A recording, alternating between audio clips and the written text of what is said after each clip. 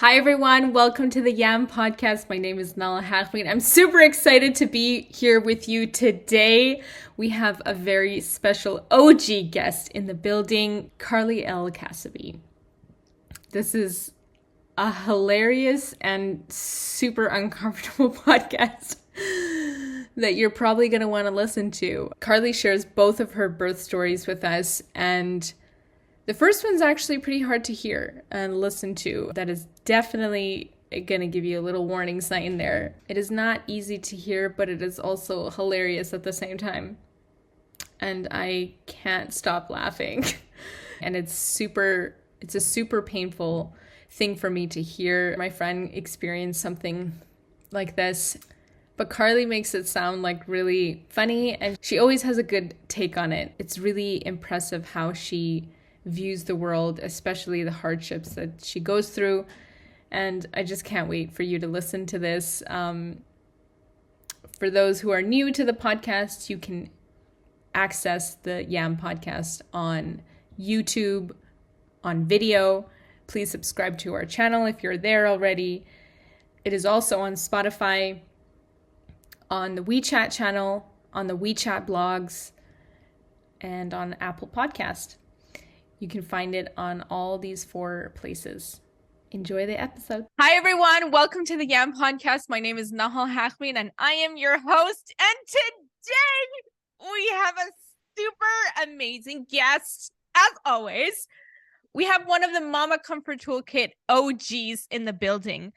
But even beyond the toolkit, we have an OG of just yoga avec moi, because even before we did the Mama Comfort Toolkit, we did a series of 5 or 6 interviews with pregnant women, and we didn't even really know where we were going with it. But we were just like, let's just see what their needs are and see, because that was like one of Yoga avec moi's focus in the beginning. It was like just pregnancies. And then we expanded to like moms who had children between the ages of 0 and 5. So Carly, our dearest guest today, is actually not only a Mama Comfort Toolkit interviewee, but also before that, she was one of the interviewees for we didn't even have a thing that we were creating really, but it was just like the pregnancy interviews. We have actually been a part of Carly's story since the beginning of time. And it has been my honor to watch her children grow. Like, I feel every milestone that her kids make, it's like a win. And I want to celebrate. It's like amazing. So, Carly, first of all, thank you. Thank you for being one of our OGs of Yoga avec moi. Like, I love it. You know, I'm excited. You're literally, I don't think you're the first person on the podcast who goes back that far in Yoga avec moi's history. Legit. Yeah, we met when baby in belly. I don't know when people count you as a mom, but I was. Oh, for sure. I was in the pre-qualification period for sure. Yeah. So I don't even know where we want to begin this, but I want to begin from the start of your pregnancy, because conception, or yeah, let's go way back. Let's talk about that. How did that happen, Carly? We're not going to do birds and bees. Take us back to your first experience, your first pregnancy experience. What was that like? Where were you? What was the circumstances? What was the conversation like with me? What did I even say? Do you remember anything? I do. I remember everything because it was really instrumental in the birth. Well, and it was weird because we didn't know each other. We were connected through the yoga stuff, and we actually knew each other before, dude. No. But we didn't like what? Dude, totally. This was not the first time we met each other. We knew each other from Hong Kong, dude. Seriously? Like, dude, have we talked about that? Yeah. My voice is like 12 octaves squeaky. We have to I'm gonna surf through all my pictures. We knew each other. I have photos of you, dude. Yeah, dude. We were in Hong Kong, and you were like my animator. Yeah. I'm that old that I was your animator. Yeah. I was on the cusp of, am I allowed to be at a youth conference or not? And every year it kept getting pushed to like whatever age I was. Yeah. So I want to say I was like 30 or 28 or something like that. But okay, How news to we know me, each we other. are already friends. I didn't know. I didn't know. So it was like, okay, so I'm pregnant and it's the first time I'm not fasting, right? So as Baha'is, we fast for 19 days once a year since you're 15, and you're exempt if you're pregnant or nursing or some other exemptions. And so it was my first time not fasting since 15. And I was like, how do I still make this special? In fact, I probably felt more pressure because I wasn't doing the physical fast. I was like, I have to like really get to work. So I was looking for different meditations or whatever. And a friend of mine introduced me to yours. And so occasionally, like when I had time or thought of it, I jumped on to listen to your meditations for the fast.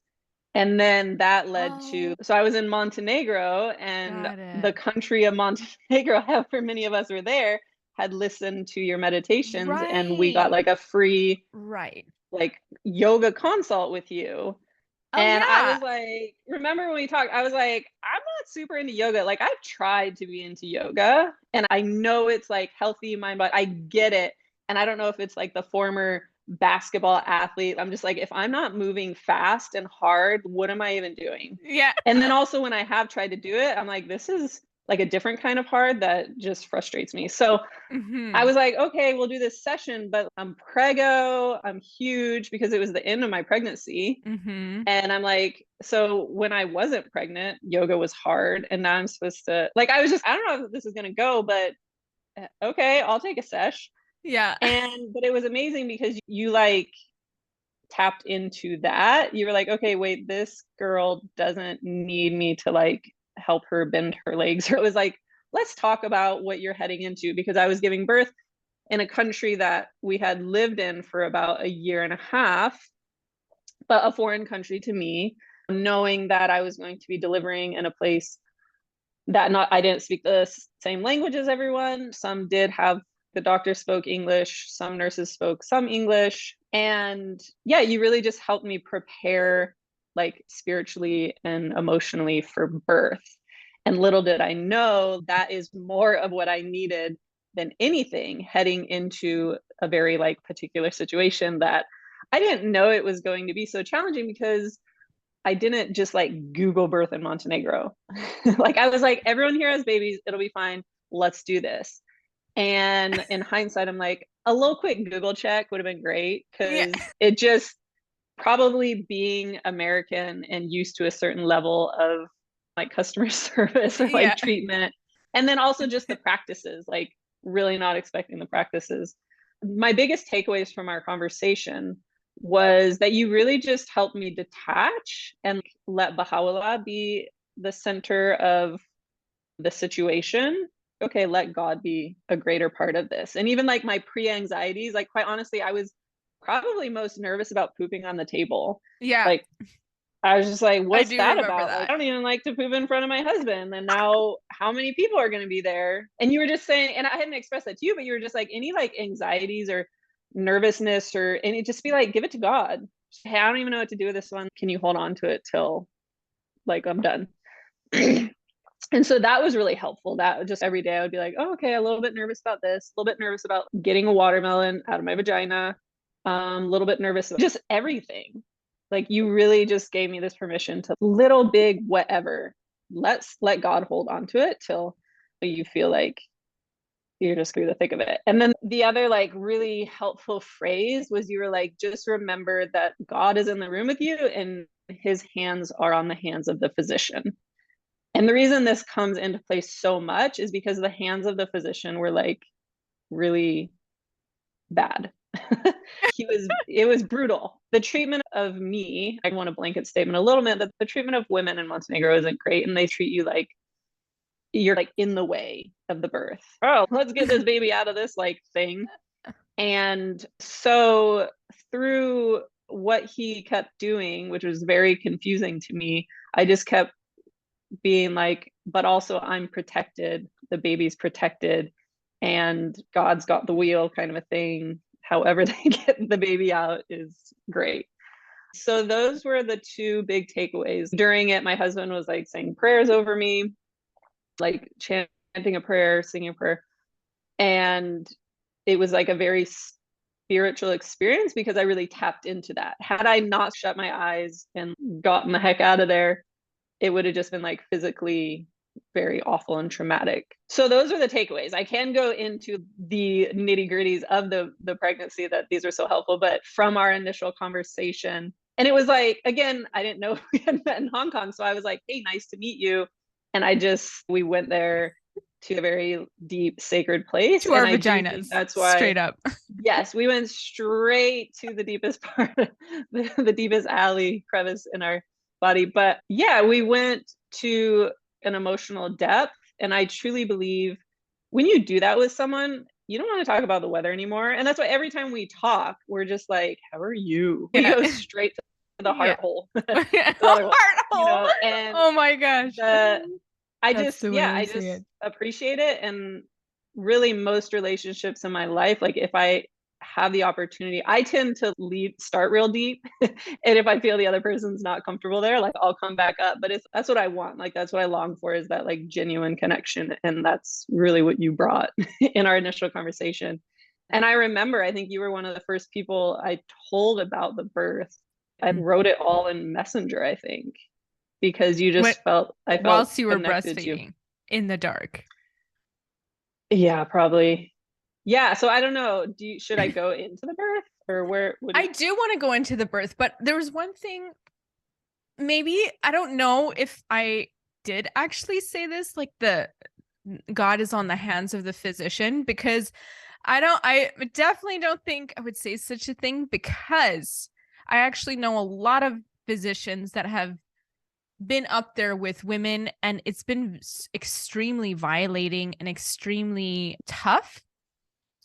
But what I probably in spirit said is that God is definitely there in the birth, not only for you, but also for the baby. And whatever you experience in that period of time was something that was like needed. That might be more, because I would break his face, the doctor's face, if his hand was somewhere where it would but not be, or it would make you feel in that way.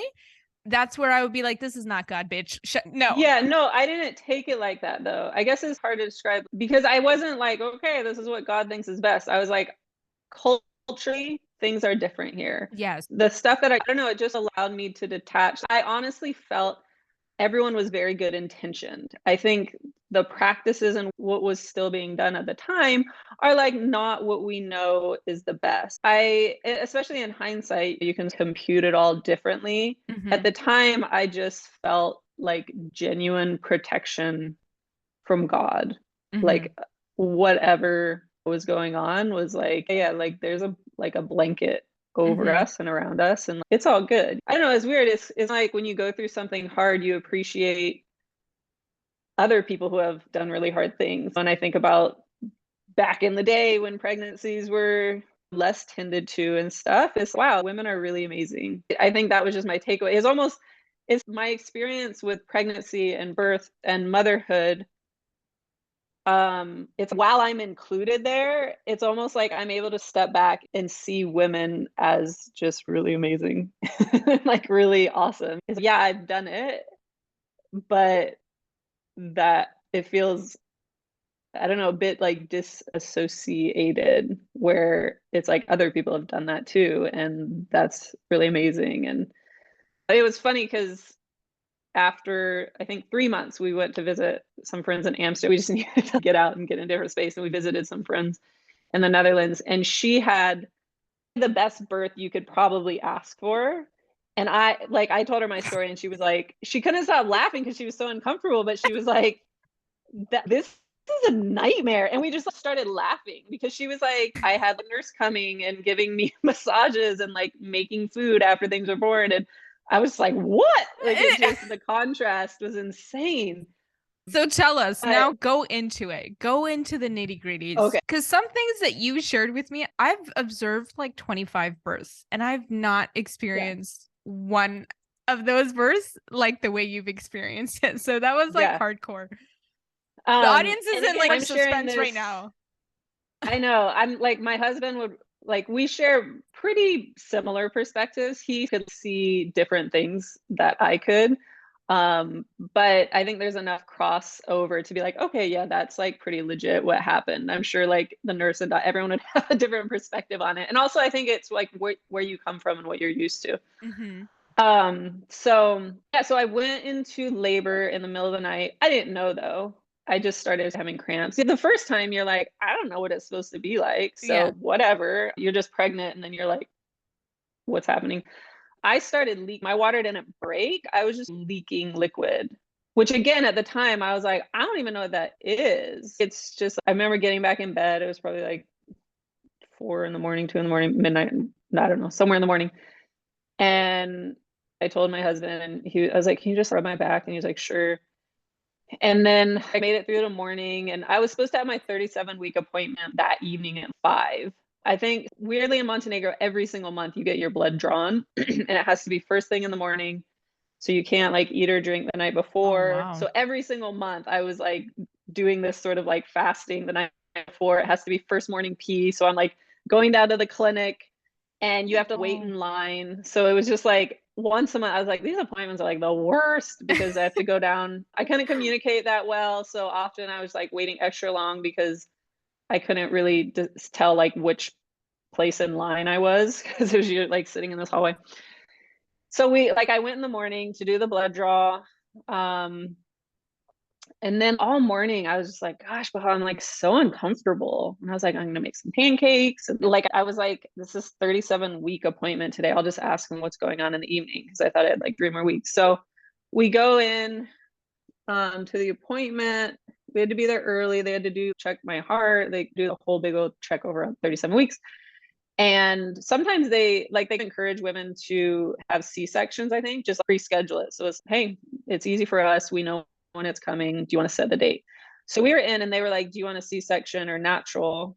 And I was like, I'd like to give it a go. It didn't feel right to me to pre-schedule when I'm like perfectly healthy on track. I'm like, but I was like pacing up and down. I'm like trying to answer all these questions and not knowing I'm in like labor, but I'm like, just can't wait to see the doctor. This is uncomfortable, like breathing. And yeah, I say I want to do natural birth, go to the next doctor. So then I'm finally in the hallway, like waiting to see my gynecologist, like the actual doctor. And I'm like, I keep going to the bathroom. I keep filling up pads. I'm like eyes closed, just like breathing. There's other people in the hallway that are just like, dude, what is her symptom? What's wrong with her? What's her and so symptom? Even the person with the appointment before me, because she was waiting there when it was her turn, she was like, you go. So we got bumped up and yeah, the doctor was just like, what's going on? And I was like, I don't know, like I'm leaking, my lower back's hurting and so that. So he did an exam. So just to like preface, he's probably like a 6'8" big like dude. So when he like checked me, I just remember it hurt so bad. He like shoved his whole hand up there. I guess what you do to check you're dilated, I don't know. And it was really painful. And so he was like, you're not dilated. There's some fluid inside and some fluid outside, but go get a cardiac, like a thing to check the baby's heart. So we go up to the next floor. They monitor the baby's heart. At that point, I'm just like, I get like, now I know I was like having contractions very frequently. So they monitor the baby's heart, baby's okay. We go back down to see him and I'm like leaning on hands on his desk, like, and he's like, you're having another one? Like, so he's like, these are coming really fast. Like, just go upstairs. We're going to admit you. Like, you're in active labor. And so were you surprised then, or were you like, no, I am? I was surprised. Weird. I was just like, I don't know what giving birth feels like. I was like, I still have 3 weeks to go. Like I didn't have my overnight hospital bag packed. Like it was 37 weeks. I was like, and I'm like a last minute like procrastinator. So I was like, I'll do that like 39 and 6 days. I was just like, I don't know.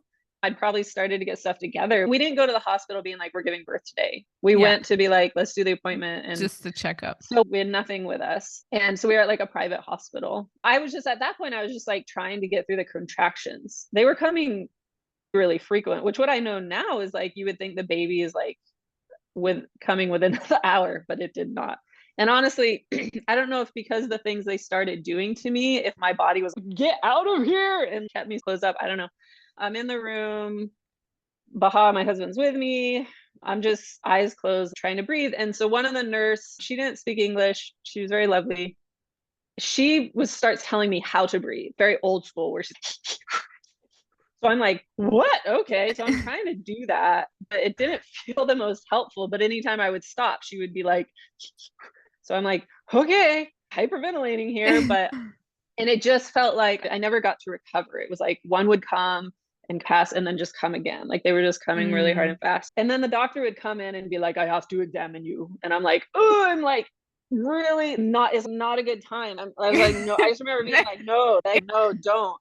And he was like, no, I have to.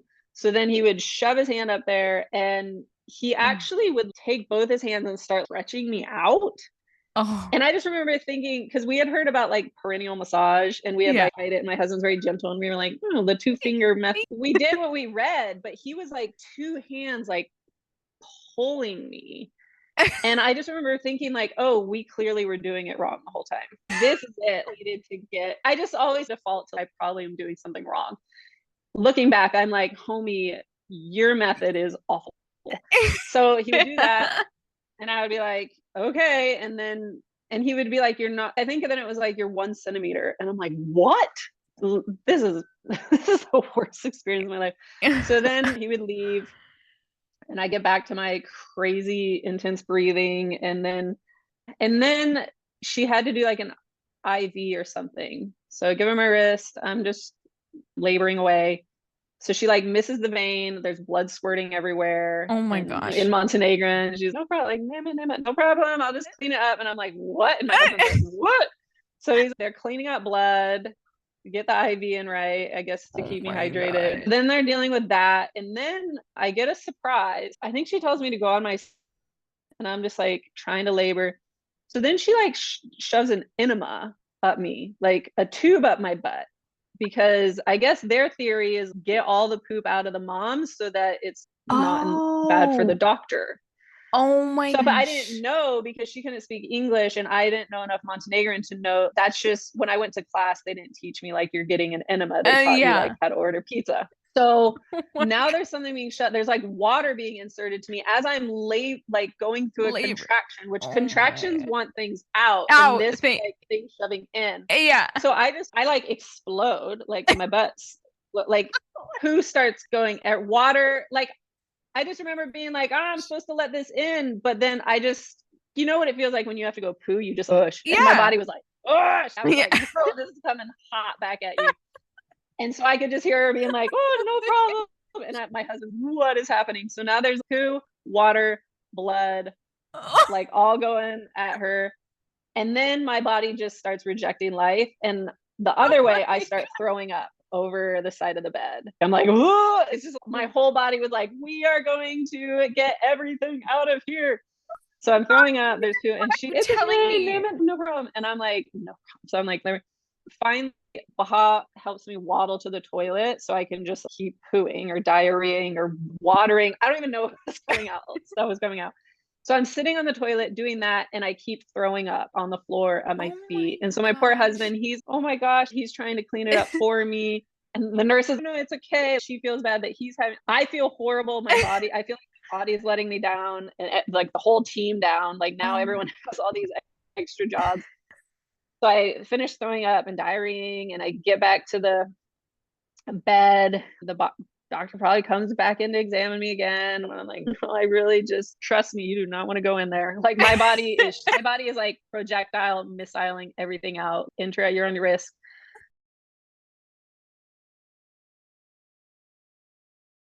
So then again, I'm still 3 centimeters. I'm still nowhere because I think my body's like, we're closing up ship. Whatever's in here, we're keeping.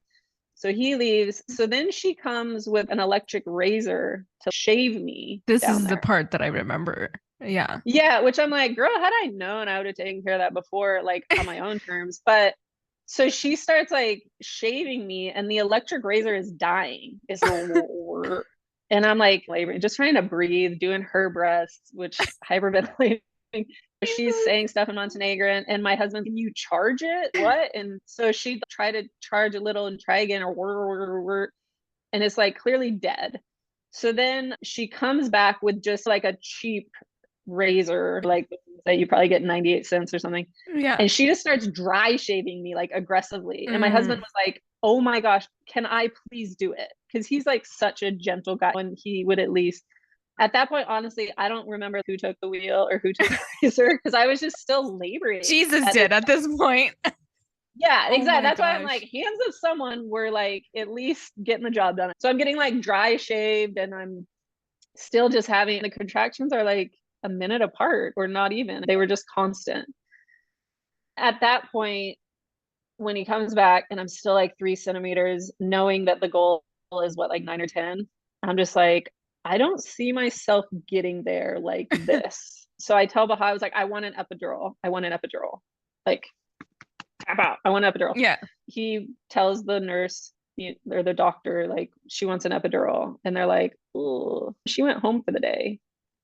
And I just remember hearing that and just being like, I want an epidural. Yeah. I need an epidural. Yeah. Like, maybe if I just keep repeating this, like little elf of magical person will appear and give me an epidural. And so Baha was like, oh my gosh, call her. We need, like, she needs an epidural. Yeah. Fortunately, they did.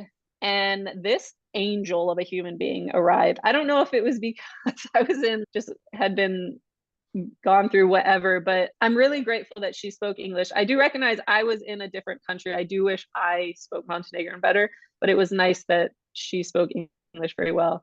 And she called me honey. She spoke to me gently, and she would wait till I would get through a contraction to talk to me. Everything else before was being done to me regardless of my status. And she was really patient. And when would come, she would wait. And then when I was done, then she would be like, all right, honey, here's what we're going to do. And she explained the 2 types of epidurals. Like, we're going to give you like a walking epidural. That way, when it comes time to push, you will actually be able to feel everything and be able to push. But this will help ease like the now. Yeah. Which I was like, give me some of that. Give me some of that ease for now. At that point, then they need me to get in a wheelchair and go down to the delivery room. So they wheel me into the room and they tell my husband, you can't come in. And he's, oh, the heck I can't. Yeah. So in Montenegro, the men usually go out and have a party during the birth. The men aren't even usually there. So they were like, what are you doing here?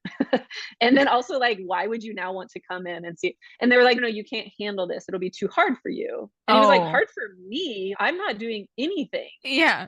And at that point, I was like, okay, you two, excuse me, hello, need an epidural here. If you guys could just wrap that. I was like, Baha, please just stay for now. Just stay. So they take me in the room, and then this older Montenegrin woman is sitting next to me. And I don't know what she was saying. It felt like she was like whispering sweet Montenegrin nothings into my ear. She was just talking calmly to me, and they had me sit and then put my head down and bend over.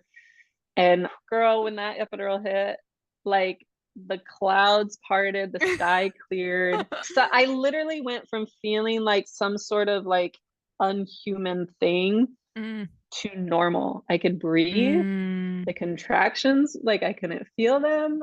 And I just remember laying down. Baha came in, and I was just like back to myself, cracking jokes. Just a younger nurse had come in that spoke English, so she was keeping me updated. They were monitoring the contractions as they were coming, but I couldn't feel anything. And when the doctor came in to examine, I'm like, you do you, bud. I'm just shove your hand up right now. Yeah, go ahead. We've done this song and pony dance before. It really helped. That the anesthesiologist was amazing. She stayed with me. How are you doing? Let me know if you need. She kept it leveled. To then finally the point where I was like, hey girl, they're starting to come back. Can you like up that dose a bit? Yeah. And she was like, I'm sorry, we can't. Like, at this point, we can't anymore because I'm getting closer. So she's like, we have to stop now because we need you to be able to feel at this point. And I was, oh, you like, betrayed me, woman. Like, she's been my girl. And yeah. Fine. Okay. It's go time. At that point, because of all this like crazy breathing, so now I'm like back into breathing, and the nurse is all up in my grill about doing these like intense hyperventilations. Yeah. So my mouth is dry. They won't give me water. They won't give me food, water, anything. They had a wet cloth that I remember they kept slopping across my face for my lips. And I was like, I'm drowning. And so my husband was like, may I please, can I do that? And so when he finally took over and would like gently do that to keep my lips dry. So anyway, we're in this room. And also I must preface, there was like an AC unit that was like dripping. There was like some fly that kept flying around. Like my husband and I both always clearly remember that, where we were like, where are we? Like this, I'm sure it was sterile and clean, but it was just like, okay, this is where we're doing this. All right, fine. So I go in at like the active labor, they start coming regularly. And I do remember the doctor would come in and check me, and then he would just take off his gloves and walk out. And that happened multiple times. And I didn't know what was going on. And I felt again, I was letting everyone down. Like he was coming to deliver, and then nothing was explained to me or said to me. It was just that I basically knew I wasn't where they needed me to be. And it was now in the middle of the night. So it almost felt like, if you could just hurry this up so we could all, and probably not what anyone was thinking, but it was just what it felt. They come in, they get ready, everyone's ready. He checks me, gloves off, gone again. And so I'm like, okay, I guess I just keep doing what I'm doing. Whatever. I don't know. What do you do? So then finally, when he comes in, I don't know after how many times, still the whole labor thing, my husband's just saying this prayer, armed with the power of thy name, nothing can ever harm me. And with thy love in my heart, all the world's afflictions can in no wise alarm me. And he's singing this prayer, and my eyes are just closed, and I'm just like breathing. And because at that point, things were like so hard and intense, and everything hurt, and the contractions were really bad. And then I felt like I was letting everyone down. And so that's when I went to that space. And that's what, like, those words that you had said to me, where I was like, I'm protected, and that like God's in this room, and this sucks, but we're all okay. I didn't have anything to reference. So to me, it was just like, if this is birth, here we go. But like, also, this is wild. So then he finally comes back in, and it's like time. And he's like, when I say push, you need to push as hard as you can. So I was like, okay, so like my knees are up, the nurse are like holding my knees up. And so I'm like pushing, and as long as hard as I can, and then I would stop and we push again. And then they were like pushing on my belly too, my husband said. I don't remember that, but he was like, they were pushing down on my belly. I was pushing. And then finally the doctor starts yelling at me, and he's like, you need to shut your mouth, quit breathing, and push. And I was just like, how do I quit breathing? So they go from, you're supposed to like breathe. And when I would push down, like I was probably just, and he wanted my mouth closed. And I guess maybe they think all the breath in your body will like just puff the baby out. I don't know. For some reason, he did not want me to exhale. So I was just like, and yeah, I do remember that feeling of, I literally cannot do this any longer. But I had read that when you get that point, that's usually when it's coming next. So I knew to try one more time without breathing, or so it's like in between, I'm trying to get all the hair I can so then I could just. And so yes, I do remember the moment her head came out, because it was like this release of a lifetime, like head, shoulders. It was like once the head came out, it was like, and then she was up. And I've never felt more relief in my life, like physical relief. And then like she's out, and they're not pushing on my tummy anymore. And they held her, they spanked her to make her cry. And then they quickly put her on my chest. And I just remember being like, I love you. I love you. I love you so much. Jada, I love you. And maybe 3 seconds, like enough to just be like, I love you. I love you. And then they took her, and I guess they like wrapped her up, or I don't know, she was like gone. And so then for the placenta, that I do remember them pressing my belly. So I don't know if my husband, he says they were doing that. But anyway, for the placenta, they definitely pressed on my belly to expel it. So we got that out. And then he had to stitch me up, because at the time when he was saying we need to stitch you up, I said, oh, I tore. And he said, yeah. And I was like, is it bad? And he was like, he was being nice. We had a pretty good relationship, despite what it says. Throughout the pregnancy, he knew my friend. He was like, oh, it's okay. And I'm like, well, it'll be real. And he's like, it'll be okay, kind of. I don't think I tore all the way, I later found out. And actually, when I read the paperwork, I found out that they gave me an episiotomy. Nobody told me they were doing that. Nobody asked for my permission. I don't know that it was even needed. I don't know. But what is an whatever. episiotomy for episiotomy is where they cut you which to open you up. Yeah, to I guess just help the head get through, which maybe sometimes it's necessary. I don't know. I think I'd known a friend that had it, but they like talked to her beforehand and told her that They might be the usually case. ask. They ask. Yeah. So that's why I don't know if this was just like a practice that they do, thinking again, just like stretching me out. Maybe this was another thing. I don't know. But anyway, as he was stitching me up, I didn't know all this. So I was just like, okay, I guess I like blasted the heck out of it. Let's do it. So he's stitching me up. They didn't give me anything. So it hurt. It was uncomfortable. So I felt the stitching. And I just remember laying there back to trying to breathe through it. My husband was with me. It took a long time. It felt like 40 minutes or something. It seemed like it took a really long time. And I kept asking like when I could see my baby, and they were just like, you need to rest. You need to lay here for an hour when we're done. And I was like, can't I lay up there? And they were just like, you need to rest. And so I asked my husband, would you just please go be with her? And so he went up with her and he took a video and he said a prayer over her. And then he came back to be with me. He was just like, she's good, but I'm not leaving. I'm not leaving you after all this at all. So he came back. And so I'm like laying there and we're both just, we're doing here. Our baby is in another. So finally I said, will you please just take me? I'm like, this is ridiculous. Get me out of here. So finally they were like, okay, we don't advise it. But so they wheeled me up to the room and got me in the bed. And so she was in the little bedside thing or whatever. And they were like, do you have any other clothes? Which I was like, no, like we didn't bring anything.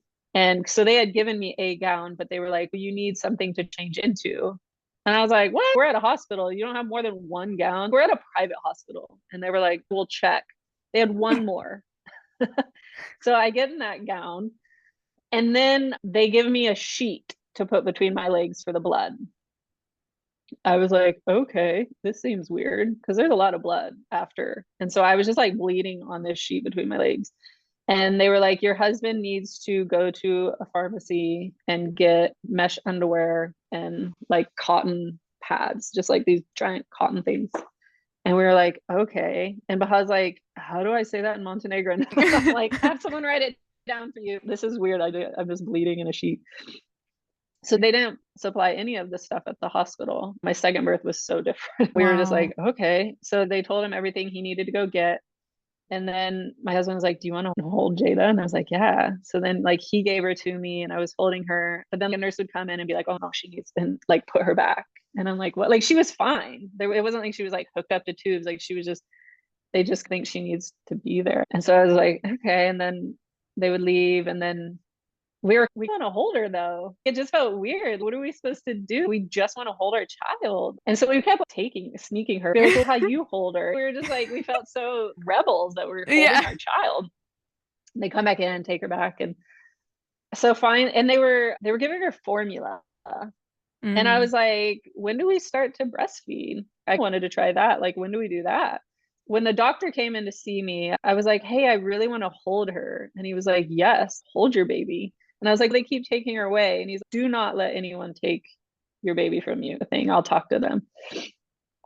Actually, that might have been after I tried to start nursing. So I had a friend in England and she was nursing her kids.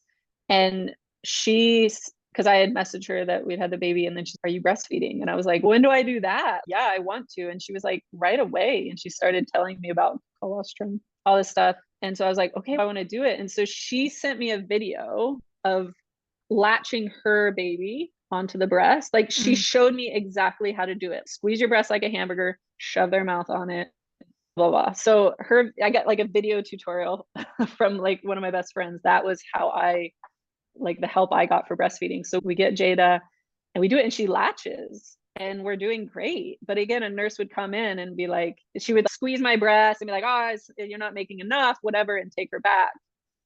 But that's what my friend was like, no, you're making, if anything's coming out of your nipples, it's plenty. Like all they need, like the size of, and we kept taking her and trying. And it was like Jada was doing everything a baby should. She was latching and nursing and she just loved being there. And I felt great, but then they would come take her away. So it was like very confusing. And then they would give her formula and we were like, no, this is not what we want. And so I think that's when I had told the doctor, I want to breastfeed, I want to do this. And so he said, yes, do that. And I'll talk to them kind of thing. So my husband got all the stuff from the pharmacy. So that felt good because bleeding on sheets was not my jam. And so then that night, because that was at 6 a.m. So we had that day, figure everything out. This was trying to do the breastfeeding, all that stuff. So then the night comes and they're like, he can't stay here. Also, we weren't allowed to have any visitors. They just don't allow visitors. We were texting like some of our local friends, but they weren't allowed to come. And then they say he's not allowed to stay the night. Your husband. My husband. And then that my baby, Jada, couldn't sleep in the same room as me because they're like, you need your rest. So we will take care of her through the night. And I was like, this just feels so wrong. And also, we knew then if they were taking care of her through the night, that she would be getting formula all night. Again, if that's the need for a baby, I'm all for it. But we were really crushing the breastfeeding game. So I was like, I'm going to keep breastfeeding her. But they were just like, no, it's waited. So my husband and I consulted and we said, you know what? God is protecting all of us. But my husband, we decided he'd go home. He'll get a good night's sleep. I'll get a good night's sleep. The baby will be taken care of. So it was hard. I woke up a lot through the night and you're like in pain, bleeding, all that. And then your boobs are filling up with milk. And so I woke up a lot and just would say prayers and know that she was okay. Actually, before we went to bed that night, so my husband left and two of my girlfriends, one friend is from England, one's from the US, and one was in Montenegro with me. The other just happened to be visiting. And so I told them, like, y'all aren't allowed to visit. And they were like, oh, yeah, dare them to stop us. And I was like, okay, good luck getting in because you have to go downstairs. There's the people at the desk. You have to go up an elevator to get to where I was. And they just did it. They walked in and they were like, oh, hello. She spoke a bit of Montenegro and did it really quickly so that they couldn't stop her. Oh, hello, blah, blah, got on the elevator and came up. And then the nurse intercepted them. And so they talked to her. And so she decided that I could come out of the room and we could go in another room and visit. And so she actually brought Jada out so that they could see Jada. And then I could go with them. And so I was able to just be like, yo, here's what happened. And release it because I was just like, it's crazy. You're on this high because you had a baby and you have all these love feelings for everyone. And then you're also like, I don't quite understand what happened, but it's like birth. I was like, birth is all like the worst. Yeah. And they were both just, I think we were all like shaking by the end of the conversation. We were just like, what? So anyway, so they left. That filled my heart, got through the night.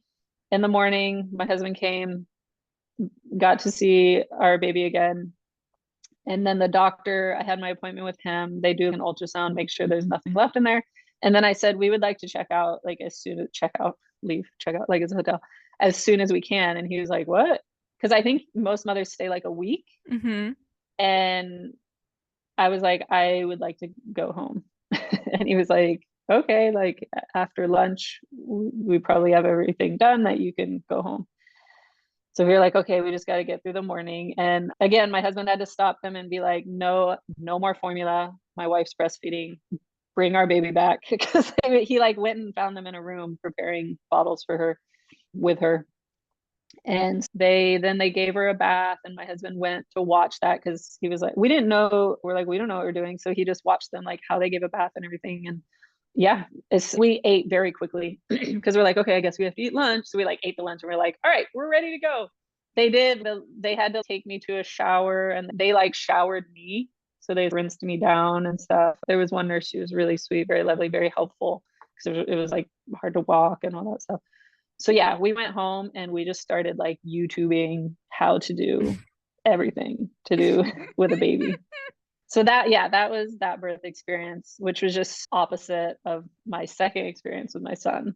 Wait, can we just pause there and just give like a moment of silence? Because I'm just realizing that this is actually the first time I'm like hearing it straight from you.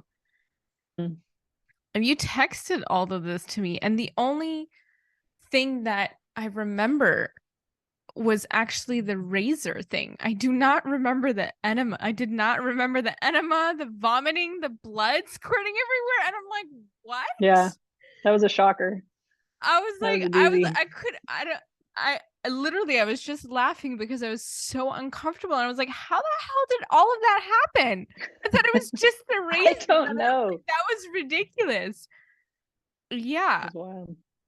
That's crazy, girl. let's just have a moment of silence for that story and just take it in and just take a breather. Because I think one thing that you shared in the sense that how you felt like you were letting everyone down and your body was not like functioning properly and like doing its thing. I feel like we're the ones giving birth in a very vulnerable situation, and yet we're here considering everyone else's feelings of how they're doing and how they are. I just feel like it's so sweet that you were considering everyone, but it's crazy how that was like how what the situation made you feel like, that you needed to apologize to people that your body wasn't working, but that's like actually how long labor like takes. It's a very long time. It's a gradual process. And this one was only when I started in the middle of the night leaking. When I started leaking in the middle of the night to birth, it was 24 hours. When I started laboring at the hospital, like the time I was in the hospital in that room laboring was like 12, which is pretty normal. My son, if we do talk about that story, was like 1 hour. They were very different experiences, but actually a pretty normal amount of time. But at the time it felt like eternity. And then one thing I just remembered as you were saying that, what I was worried about, remember I was like so insecure about pooping on the table. That's a joke now because I just pooped all over the room. But vomit while I and bled. it was like God was like, oh, you're worried about a turd? Here, let's just rip that Band-Aid off. But when I was laying on the table too, I think every time I like might have peed a little bit or anything, they would like, there was like almost like paper under me, and then they would tear it away. It almost felt like for every little thing. And so part of me was like, oh my gosh, what am I doing down there? But again, everything was set up for the comfort of the doctor. And it literally felt like that. It was like, oh, a little pee in front of him, we don't want that. Or I honestly don't know what was coming out of my body, but it felt like very frequent. In contrast to when I had my son, I remember I had asked her a question, and someone was like, or I was like, did I poop on the table at all? And the doctor, she was like, I don't know. I don't even remember. Oh, wow. Anyway, yeah, when we do get into that, like the contrast of the experience, like what you're talking about, how I was treated, of I'm in the way, it made me so insecure of, can I give birth? Fast forward to my second pregnancy, like here in the US, through my pregnancy at the appointments, that's a lot what I talked to the midwife and my doctor about a lot. I was like, I'm literally scared that I am not capable of doing this. And I would describe to them what happened, and they were like, oh, we don't do that, or we've never done that, or that's illegal in the US. Or they really just like slowly swiped away these like levels of insecurity I had built up. And you know, in my head, I'm like, when will I need an epidural? Should I call for it earlier next time? Like I was just like, I literally felt like, I know I'm supposed, like it's the most natural thing to do, but because of that, I felt like I didn't do it well, or I didn't do it right. And when I expressed that to my midwife here, I was like, I don't know if I'll be able to do it. I don't know if I'll be able to like need an epidural. And she was like, oh, you can definitely do it. She's like, you can do it, and you will do it. And then you'll decide if you want to do it with an epidural or not. And that phrase is what I held on to during my son's birth, because again, it was very opposite, and I did everything by myself and felt so empowered after that birth. But I needed that tidbit of, yes, you can do it. Because from my first experience, I was like, I don't feel like I did it. I feel like things were done to me to make it happen. So tell us, I want to hear about this empowered birth. That's the kind of shit that I want to hear coming out of okay, this is a fun mouth. I'm like, all that stuff. Let's get into what we do need to feel like when we give birth, man. Tell us.